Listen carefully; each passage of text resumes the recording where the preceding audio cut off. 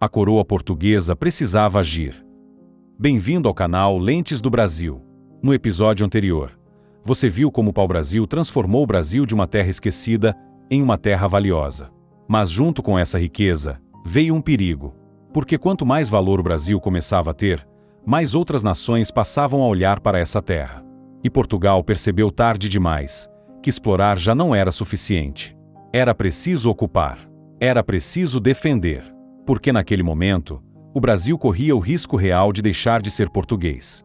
E foi exatamente aqui que começou a colonização. Portugal quase perdeu o Brasil. E não foi por falta de interesse, foi por falta de presença.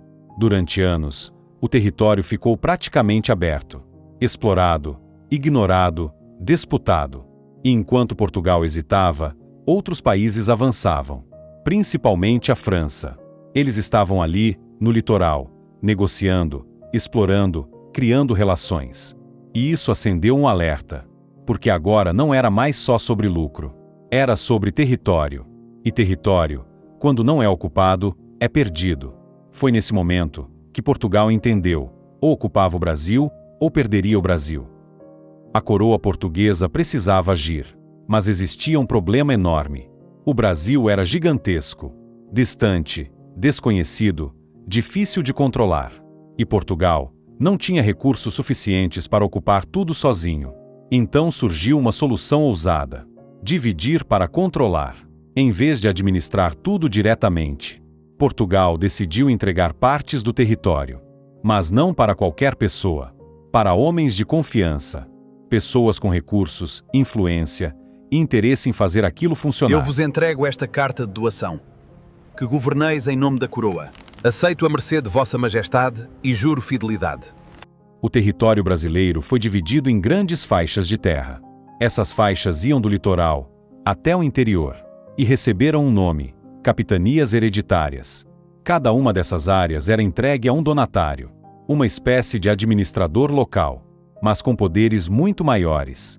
Ele não era apenas um representante, ele era praticamente o dono daquela região. Podia distribuir terras, cobrar tributos, organizar a produção e até exercer autoridade judicial. Mas junto com o poder, vinha o risco. Porque tudo aquilo tinha um detalhe importante: Portugal não iria bancar a operação. Ou seja, se desse certo, o donatário ganhava muito. Mas se desse errado, ele perdia tudo. Era um sistema de alto risco. Uma aposta. E não era uma aposta fácil. Na prática, chegar ao Brasil não significava riqueza imediata. Significava dificuldade. As terras eram desconhecidas, o clima era diferente, as doenças eram um problema, e os conflitos com povos indígenas eram frequentes.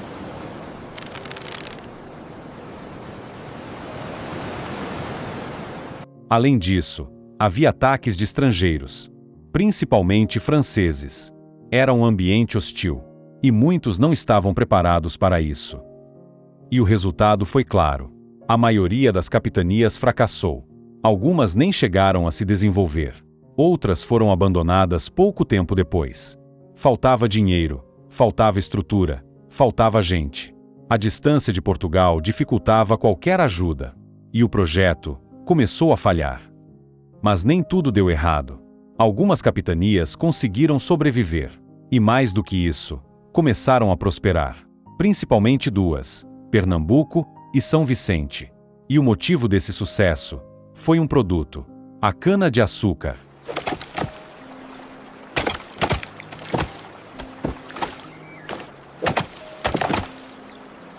A cana-de-açúcar tinha um valor enorme na Europa. Assim como o pau-brasil, era um produto altamente lucrativo. Mas diferente da extração de madeira, o açúcar exigia estrutura, plantação, processamento, organização. E foi aí que surgiram os engenhos. Grandes unidades de produção, onde a cana era transformada em açúcar. Esse foi o primeiro sistema econômico sólido do Brasil. Com o crescimento da produção, as capitanias que funcionavam começaram a se expandir. Mais pessoas chegaram, mais terras foram ocupadas, mais riqueza foi gerada. E o Brasil deixava de ser apenas um ponto de exploração para se tornar uma colônia de verdade. Mas mesmo com esses avanços, Portugal percebeu que o sistema ainda tinha falhas. A maioria das capitanias não funcionava. O controle era limitado. E os riscos ainda eram altos. Era preciso mais organização, mais presença, mais controle direto. E foi assim que surgiu uma nova estratégia, um novo modelo de governo, mais centralizado, mais forte, mais eficiente. No próximo episódio, você vai entender como nasceu o governo geral e como o Brasil começou a ser administrado de verdade. Se inscreve no canal Lentes do Brasil e deixa o like, porque agora a história começa a ficar ainda mais intensa. Até o próximo vídeo.